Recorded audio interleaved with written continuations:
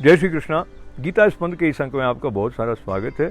और संतुलन जब हमारे भीतर होता है तो एक समरसता रहती है। हम जहाँ भी होते हैं उसमें एक सकारात्मक दृष्टि से जो कुछ हमारे आसपास घटित हो रहा है उसको अपना सकते हैं, और एक सहज मधुरिमा सी जो हमारे भीतर की है वो हमारे आसपास के वातावरण को भी सुंदर बनाती है, हमारी माधुर्य को भी और गहराती है। ऐसी स्थिति तक जाने का संकेत 26वें श्लोक में भगवान ने जिस तरह से दिया है उस तरह बढ़ते हैं।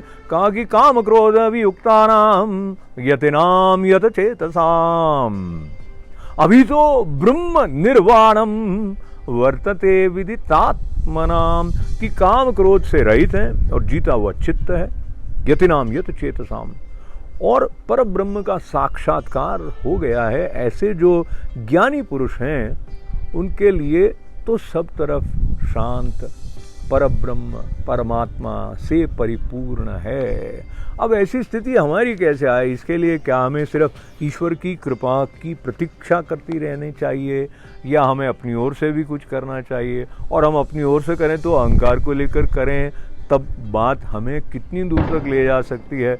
तो ये जो अभ्यास है अपने संयम का और प्रत्येक परिस्थिति में संतुलन बनाए रखने का, उसको समझने के लिए वो जो साइकिल चलाते समय हमने धीरे धीरे साइकिल पैडल मार के उसकी गति के साथ साथ संतुलन जब हो जाता है तब फिर हमको ये नहीं लगता है कि मैं इधर गिर जाऊंगा या इधर गिर जाऊंगी या गिर जाऊंगा। एक सहज रूप से आप साइकिल के पैडल चला रहे होते हैं, सीटी भी बजा देते हैं, कोई गाना भी गा रहे होते हैं, किसी से बतिया भी रहे होते हैं।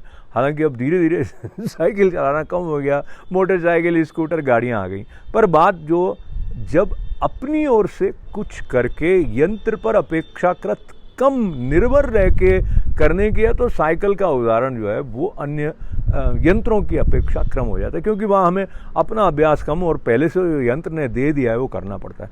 लेकिन ये जो भगवान ने शानदार यंत्र दिया है इसमें अपनी ओर से सजगता से चैतन्य होकर आत्म संतुलन स्थापित करने की अपेक्षा है।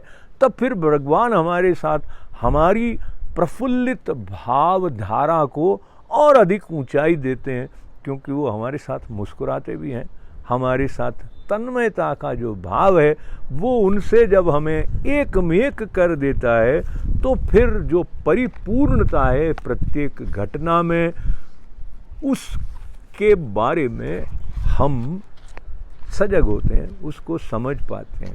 तो हमारी समझ उत्तरोत्तर बढ़ती रहे, ऐसी प्रार्थना के साथ बहुत बहुत धन्यवाद। मंगल कामनाएं। जय श्री कृष्णा।